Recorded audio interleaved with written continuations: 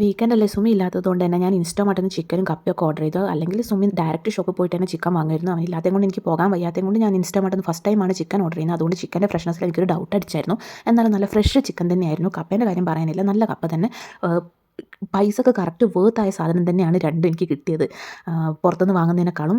അപ്പോൾ സ്കിന്നുള്ള ചിക്കനായിരുന്നു. ചിക്കൻ്റെ സ്കിന്നൊക്കെ റിമൂവ് ചെയ്ത് മസാലയും കാര്യങ്ങളൊക്കെ പെരക്കി ഞാൻ വിചാരിച്ചു കപ്പയും ചിക്കനും ഒരു കട്ടൻ ചായയൊക്കെ വെച്ച് കുടിക്കാം. ഡെയിലി ചിക്കനൊന്നും വാങ്ങില്ലെങ്കിൽ വീക്കെൻഡിലെങ്കിലും എന്തെങ്കിലുമൊക്കെ മീറ്റ് ഐറ്റംസ് വാങ്ങണമല്ലോ.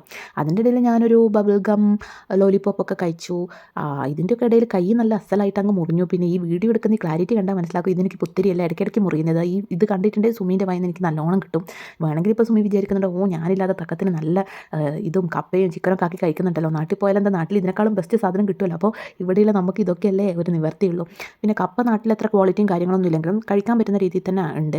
പിന്നെ നല്ല രീതിയിൽ തന്നെ വന്നായിരുന്നു. അതുകൊണ്ട് ഞാൻ നല്ലോണം സ്മാഷ് ചെയ്തിട്ട് അതിൽ വറവിട്ടിട്ട് സെറ്റാക്കാം. ഈ കപ്പ എന്നുള്ളത് എനിക്ക് ഭയങ്കര ഫേവറേറ്റ് ആയിട്ട്, പക്ഷേ സുമിക്ക് വലിയ ഇഷ്ടമൊന്നുമല്ല കപ്പയൊന്നും. എനിക്ക് കപ്പ മീനിട്ട് വെക്കുന്ന അതൊക്കെ നാട്ടിൽ നിന്ന് കഴിക്കുമ്പോൾ ഭയങ്കര ഇഷ്ടമാണ്. ഇനി ഇവിടെ അധികം നല്ല ഫ്രഷ് മീനും കാര്യമൊന്നും കിട്ടാത്തത് കൊണ്ട് ചിക്കനിൽ ഒപ്പിക്കാം, ചിക്കൻ കറി വെച്ച് കഴിക്കാം. പിന്നെ അമ്മയൊക്കെ പറയുന്നതൊക്കെ ഒറ്റക്കായാലും എനിക്കൊന്നും ഉണ്ടാക്കാൻ തോന്നിയില്ല, ഒന്നും കഴിക്കാൻ തോന്നില്ല എന്ന്. പക്ഷെ എനിക്ക് എന്താണെന്നറിയില്ല, ഒറ്റക്കായതുകൊണ്ടാണോ എന്നറിയില്ല, നല്ലോണം ഉണ്ടാക്കാനും മനസ്സറിഞ്ഞ് കഴിക്കാനും തോന്നുന്നുണ്ട്. പിന്നെ മെയിൻ കാര്യം എന്താണെന്ന് വെച്ചാൽ ഇത്രയും ക്വാണ്ടിറ്റിയുള്ള ചിക്കൻ എന്തായാലും എനിക്ക് 2-3 ദിവസത്തേക്ക് എത്തും. അതും കൂടി ഞാൻ മുൻകൂട്ടി കണ്ടിട്ടാണ് ഇത് വെച്ചത്. എനിക്ക് ഇടയ്ക്കിടയ്ക്ക് എണീച്ചാക്കാൻ വയ്യ.